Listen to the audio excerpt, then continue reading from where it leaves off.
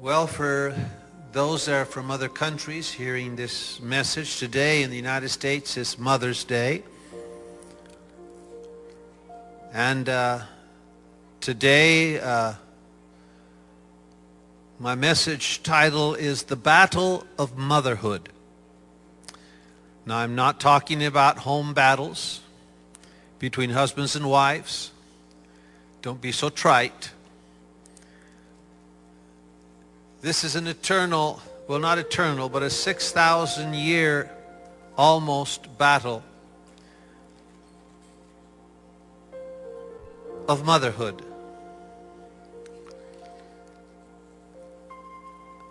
After many years of killing babies in clinics all over the United States, there is pushback. I think the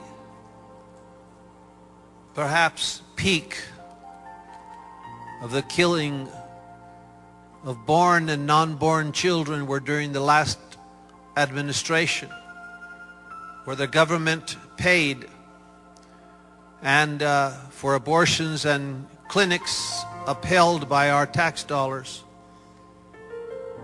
sprouted up all over America, enabling the killing of millions of human beings. And just a few days ago, here in Georgia, the 7th of May of 2019, our governor signed a legislation in Atlanta banning abortions from the moment the heartbeat can be detected, which sometimes is even before the mother realizes that she is pregnant, which is 6 weeks.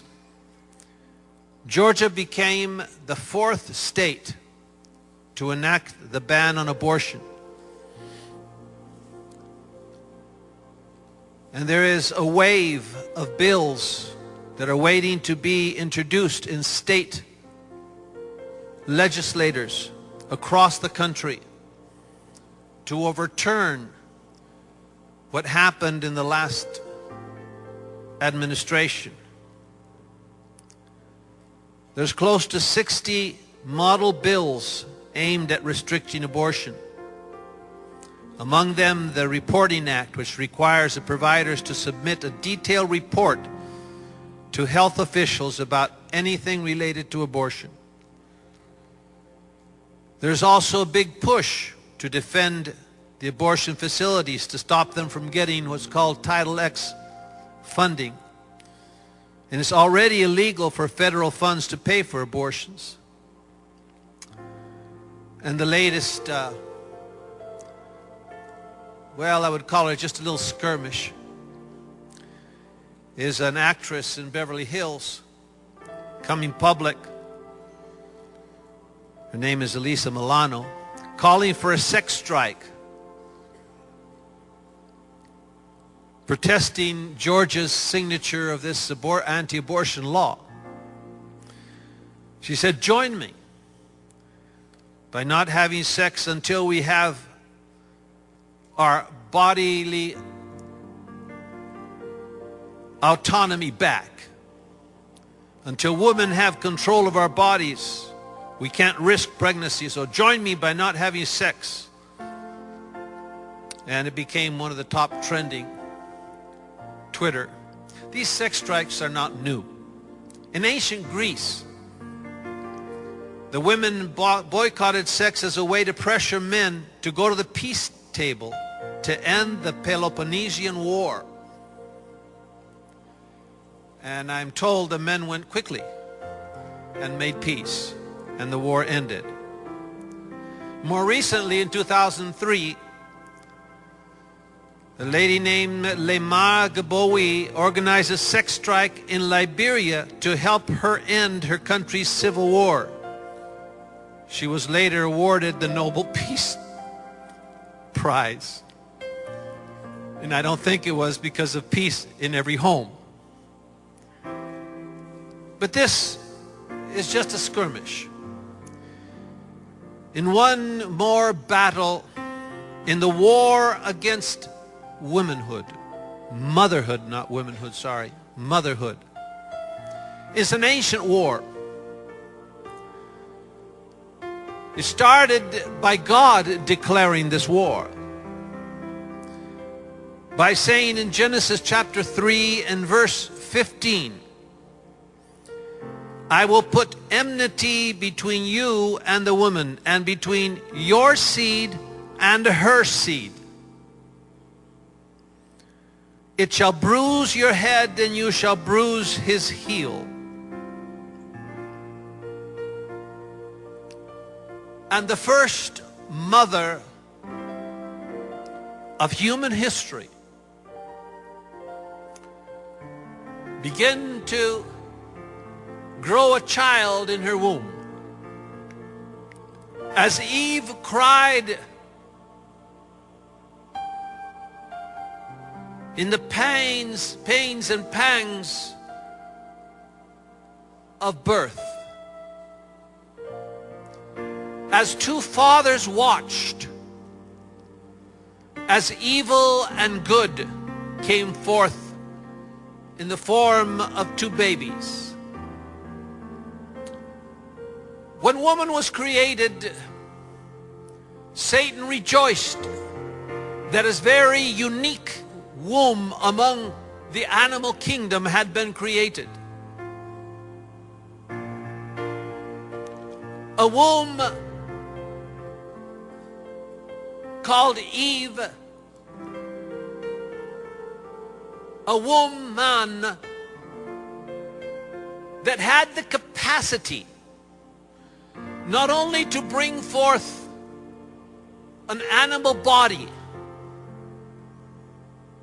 but to be able to bring forth also an eternal being that no animal could recreate. Because animals have life, but not eternal. They're not eternal beings. And Satan rejoiced that there was a womb available to make an eternal being. God said to Satan, your seed, telling him there was a seed that he would have. And the man would also have a seed. The ancient Jewish sages have written in their secret writings that Satan had a seed through Eve called Cain. And Adam also had a seed called Abel.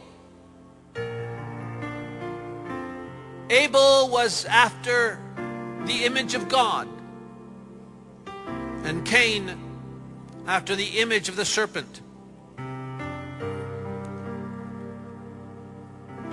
Then Cain murdered Abel,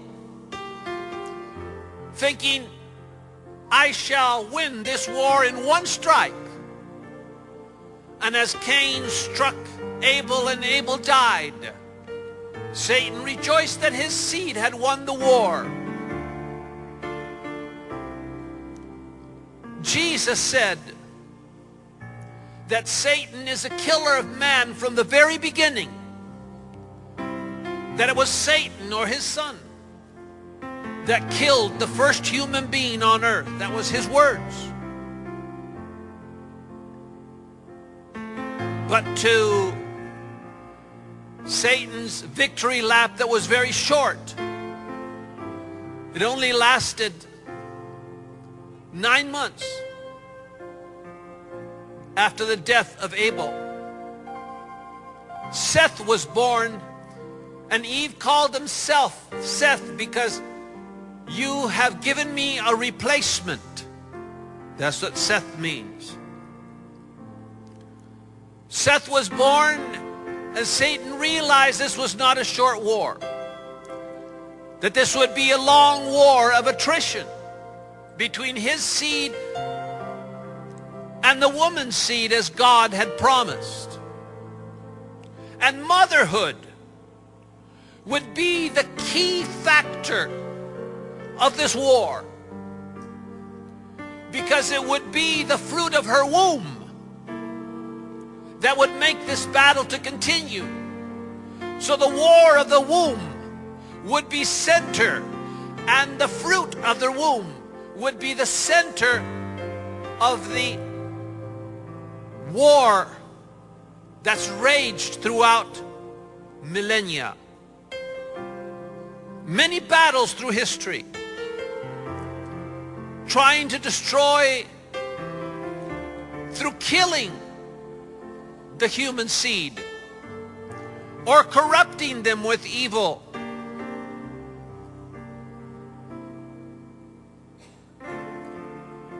Or birthing religion, pagan religion that required that the parents kill their own babies on the altar and make human sacrifices. And in history, parents have sacrificed their children, and children and God's people's children have always been the center of conflict, as Pharaoh trying to kill God's elected child Moses. The ancient Carthaginians sacrificed their children.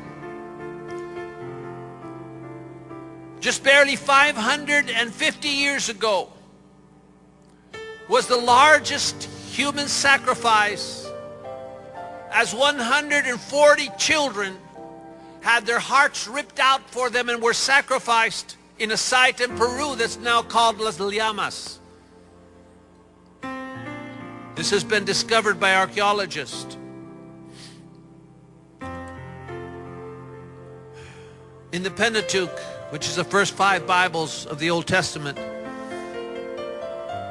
there's many laws given by God forbidding the sacrifice of children or humans in his worship. Leviticus 18:21, thou shalt not let any of your seed pass through the fire to Moloch. Leviticus 23, do not defile my sanctuary by giving your seed to Moloch. Deuteronomy 12:30,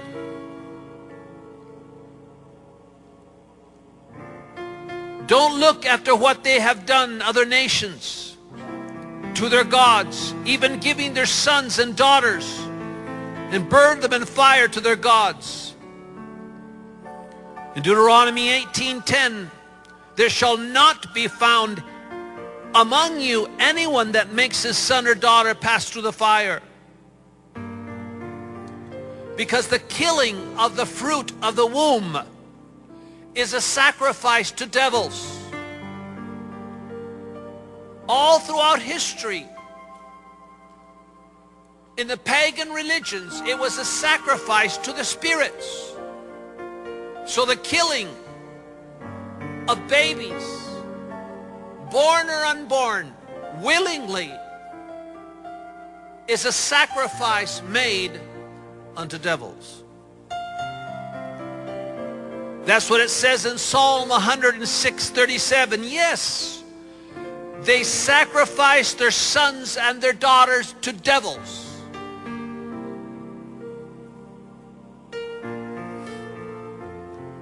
Yet God had given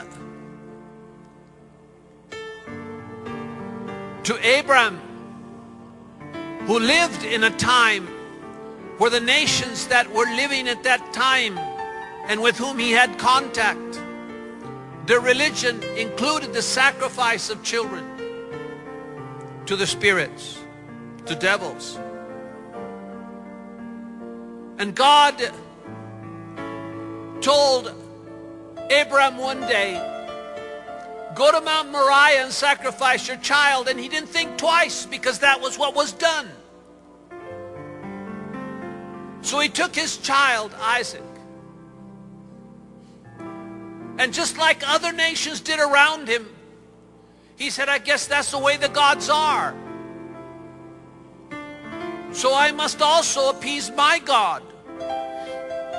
And he went, took the fire, took the wood, went up Mount Moriah, made the altar, tied his son to the altar, and prepared to kill him without thinking twice when God said, stop. You will not kill your son. But that's what everyone does to appease you. But you shall not do it. Well, then what shall I do? I will show you that I have provided, Jehovah Jireh, have provided a substitute to appease me. And the substitute was that ram caught in a thicket. And so the message of God was to not sacrifice his children, that there was a substitute. And ever since that moment,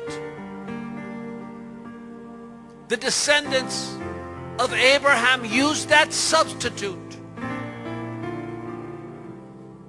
Even though many later, looking at other nations, when they began to forget God and forget his ways, they went and sacrificed children.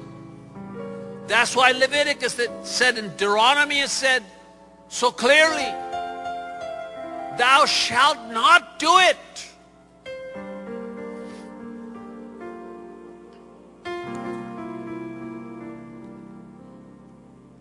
So Satan turned his attention in this war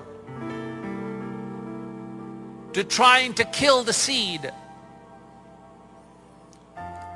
through hatred between nations. He's still using it, causing men to hate each other so much that they would go to war.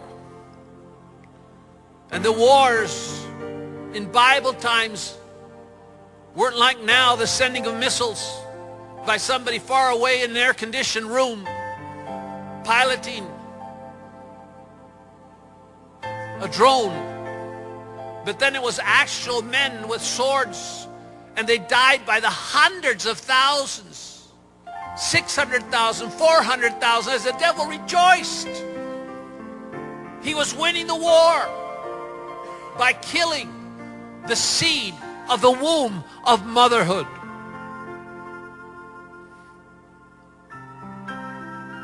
Then he added epidemics, plagues, to try to wipe out completely the seed.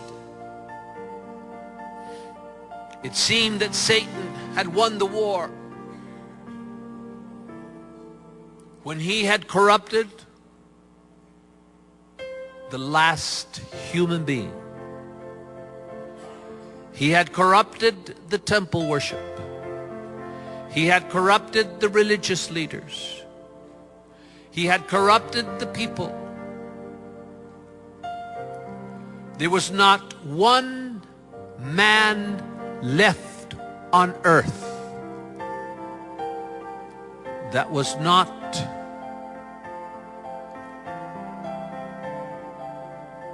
a part of evil. And as God looked down upon the earth, and Satan rejoiced, saying, there, the last man is mine. I have won the war. Scripture says God looked down from heaven and saw there's not one righteous man left on earth. And as Satan rejoiced that his seed had conquered, oh, I think he forgot. He forgot that part where God said, her seed will bruise your head, will smash your head. And as Satan rejoiced. God unveiled his eternal battle plan.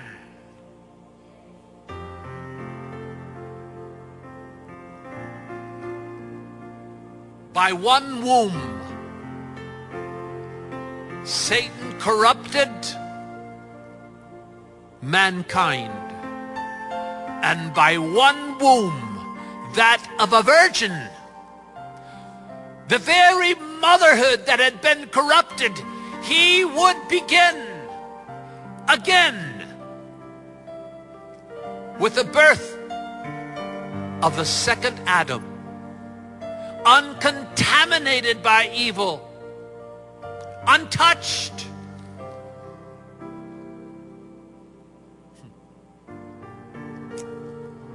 And God chose a virgin womb to be conceived by his Holy Spirit. The seed of God's image was planted in her womb and began to grow. The second Adam, the second image uncontaminated of God, was formed in that blessed womb. As the Catholics pray, blessed art thou, Mary, and blessed is the fruit of your womb, Jesus. Jesus, his son, was born.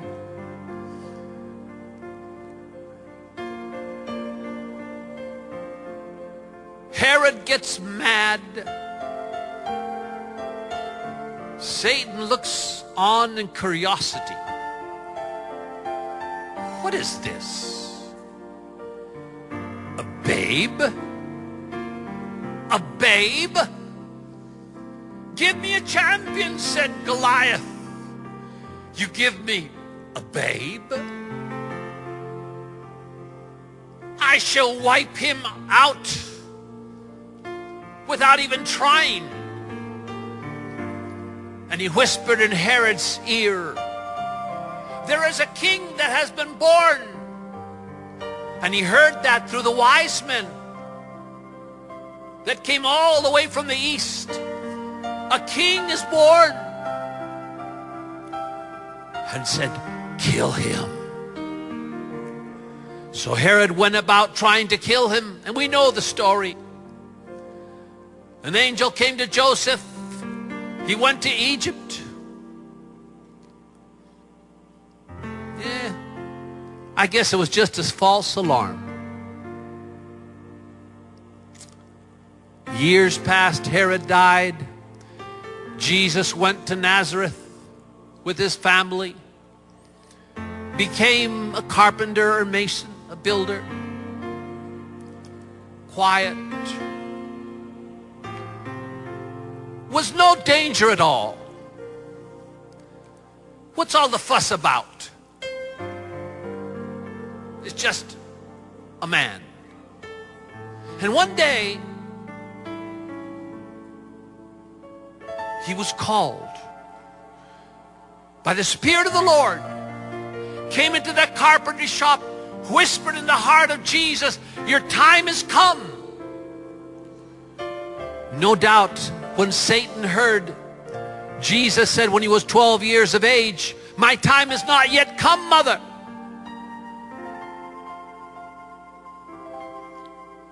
Even in Cana, when he repeated those words. And he saw him go and be baptized. That's all right, just another wet human being. But when Jesus came out of the water, the dove came down from heaven. The Holy Spirit filled him, and he heard the words that sounded like a thunder to the people. But John said, no, no, no, it wasn't thunder. It was the voice of God said, this is my son. And the devil heard this. This is the son. God says, this is my son.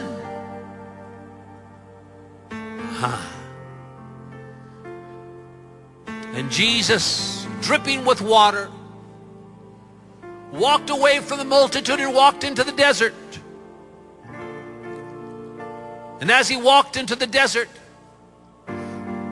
Satan says, after 40 days of fasting, he said, I know human frailty. I will just use my bag of tricks. And he tried to seduce him and corrupt him, as he had all humans with the lust of the flesh, the hunger, the thirst, the lust of wealth, the lust of power, the lust of being worshipped. And all of those, Jesus quoted, my Father hath said, it is written. And so Satan devised his plans as he saw all the things that Jesus did, the healings, the miracles, the resurrections. He devised another plan he put in the heart of the Jewish leaders to kill him. And so one fateful day, Jesus was led to Golgotha, carrying his cross on the Via Dolorosa, stumbling and falling. The weak Son of God was led to the cross. Don't do it. Oh, this is so easy. Kill him. And the people repeated, kill him, kill him, kill him. Crucify him, crucify him. Do you want Barnabas? Barabbas? No, no. Jesus, crucify him. So the devil killed the Son of God. And said, at last, the earth is mine, victory is mine, I have killed the only begotten Son of God. There is no more inheritance on earth of righteousness, of holiness, of heaven. And he thought victory would be his. But that day, you know the rest of the story. He went to hell. He came forth with the keys of death. He resurrected, and the church was born. Another species of humanity was born that day. The sons of the woman's womb could become the sons of God. As it is written in John 1:12, as many as received him, Jesus, to them he gave the power to become the sons of God. As Satan looked on, as God said, the sons of the womb of the woman can become a son of God, an eternal, untouchable species.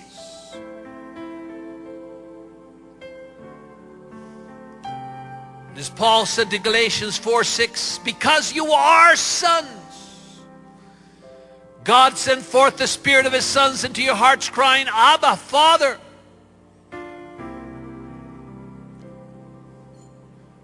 Now, this war had another tremendous facet to it. There were sons of God being formed inside of human bodies. And the sons of the womb of the mother would morph into eternal beings. And they would die, and by dying would no longer be humans, but would be eternal, created sons of God, just like Jesus. So now, he had to adjust his battle plan. He turned to destroy the Christians those that believed, destroy those of the way, destroy the faith, and lifted up a champion in Saul.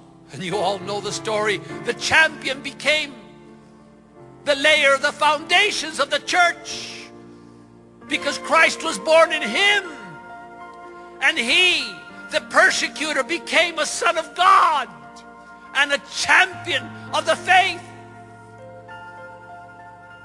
And throughout history, God raised up champions to battle his Goliath of every age. He tried persecution, famine, hunger, torture, killing. But he could kill the vessel. But as he killed them, as they burned with fire, the Son of God within would sing.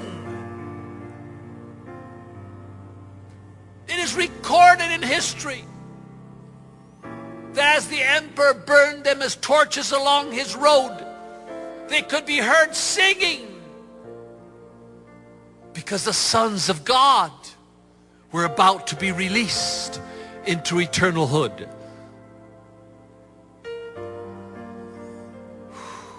Where is your victory, O grave?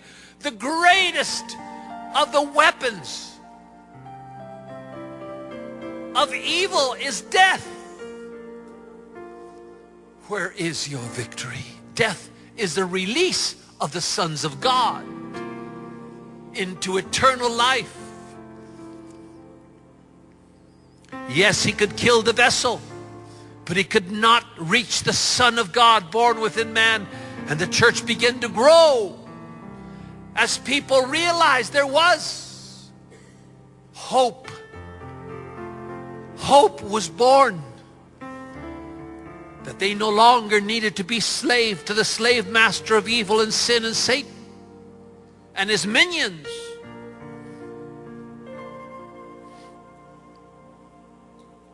He could not touch. He could not separate them.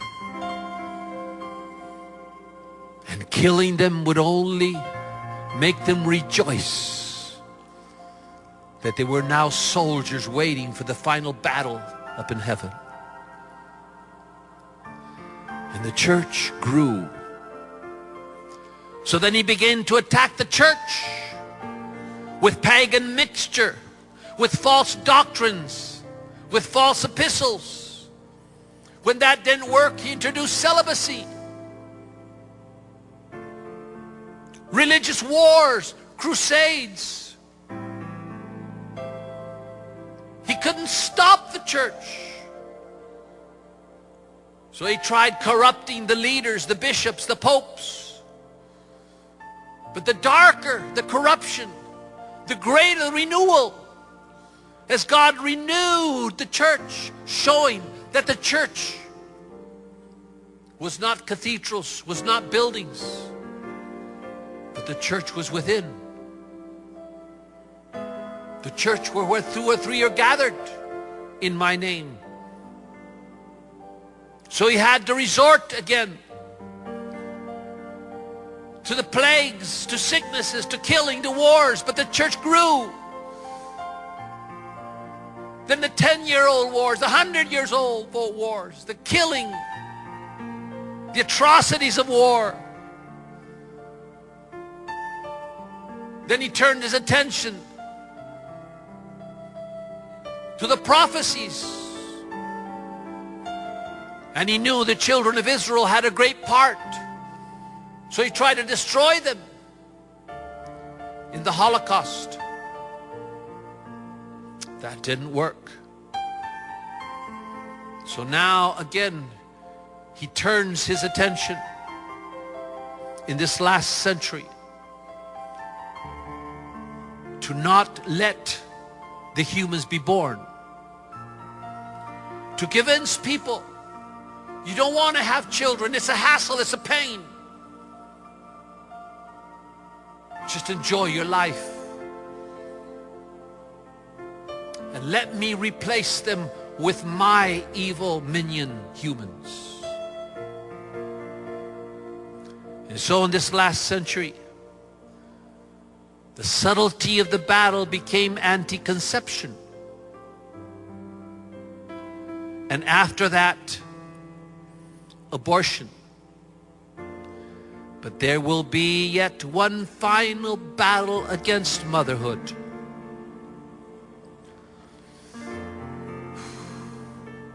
There is such a battle against motherhood.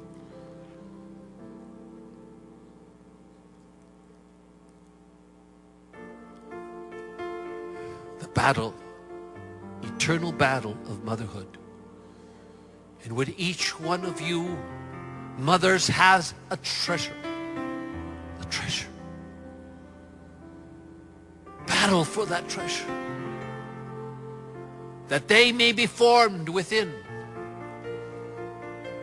That Christ might be formed. Don't give up, mothers. Battle to the very last. Your children is the hope of this world. As long as there's one Son of God inhabiting a human body on earth, there is light, and Satan's victory will not be complete. Oh, what privilege. No wonder such a battle. The battle is not about woman's choice. It's a battle about the destruction of good.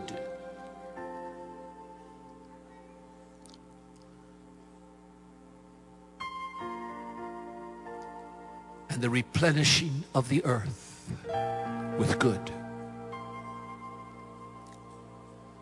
Go forth was the order of God to Adam and Eve and Noah. Go forth and be mothers. Go forth and multiply. Yes, it is pain. God promised that with pain and suffering you shall bring forth. But you are bringing forth a vessel that can contain a Son of God. But why? Why is there such a battle against motherhood? What other thing is involved here? Oh, I wish I could tell you. But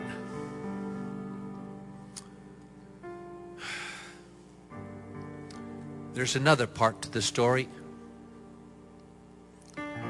The reason why what mothers bring forth, what mothers enjoy, what mothers participate of, something eternal that men scarcely can enjoy. But I'm afraid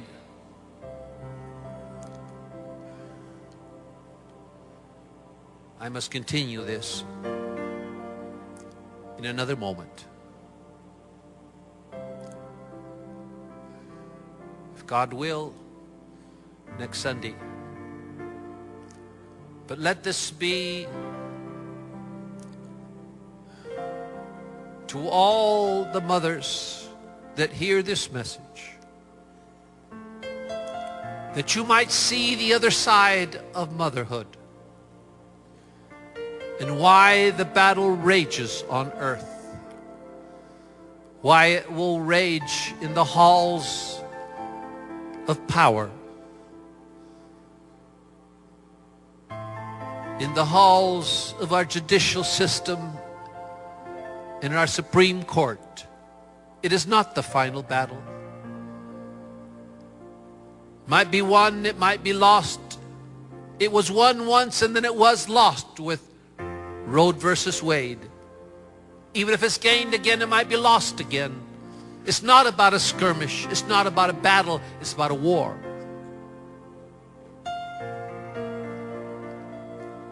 And women, if you're not a mother, you better become one. Because if not, you'll never have the privilege of attaining. That's what I will share with you. Probably next week. The reason why there is a battle against motherhood. Something else is born alongside a child. And what is born is inside of the mother. As the child is born and leaves the mother, something else is born within the mother. So please come back for it. I know this is a special day, and you all have family waiting for you. But I just want you to see something so big, so great. Look beyond the skirmish. Look beyond the news. Look beyond. Look to something that's eternal. Good against evil. And be encouraged to be faithful mothers. Faithful to raise your children. Faithful in your fight against evil and the evil one. May God be with you. May God bless you.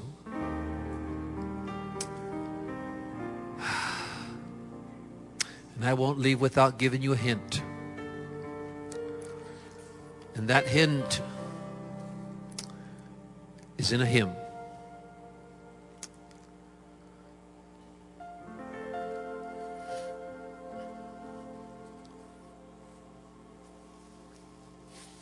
Could we stand as we dismiss today?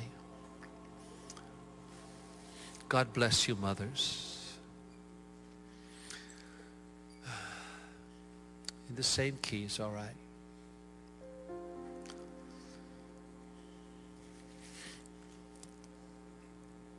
It's about love. And I'll tell you the story about this hymn too. And the story has to do with motherhood. Has to do with women. Has to do with a wife. Or an almost wife. Has to do with the blind man. It has to do with what is born in the heart of women when they become mothers. That will never be born if you do not become a mother. And this hymn that was written so quickly that it could only come from heaven, written of a poem that was written so quickly it could only come from heaven. The pen didn't lift off the paper until all these words were written that quickly. And the melody just came like that. Just without stopping. This is a very special hymn. And you know what it says. Oh love that will not let me go, I rest my weary soul on thee. I give thee back the life I owe, that in thy ocean depths its flow might richer, fuller be. I give thee back the life I owe. God bless you, mothers. Don't ever give up. I know this might not sound, the devil's never given up. He never will give up. So don't you give up. No matter how hard the battle might be, no matter if you might see your son, your daughter rejoicing over your child of your womb, remember the cross. Remember, God always has a plan. Remember, it's not over, as one said, until the fat lady sings. An opera. It's not over until God says it's over. Not until you think it's over. Not until you are tired, till you can stand no more. But the battle's not over until God says it's over. And in history, there's so many, many, many examples of God that has overturned Satan's victory and made of those children great, powerful warriors in the church. So don't give up. Till the last breath, you are a mother. You are the eternal being creator. We men can never be that.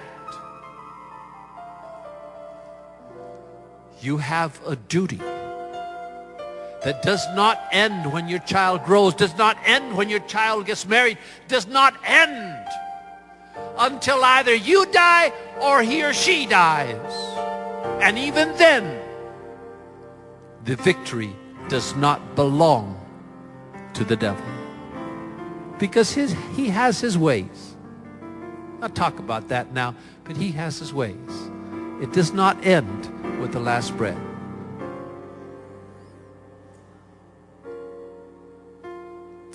Be strengthened, mother. Do the right thing. Be faithful. God bless you. God keep you. Have a wonderful Mother's Day with your children. May you see your children in a different light this day.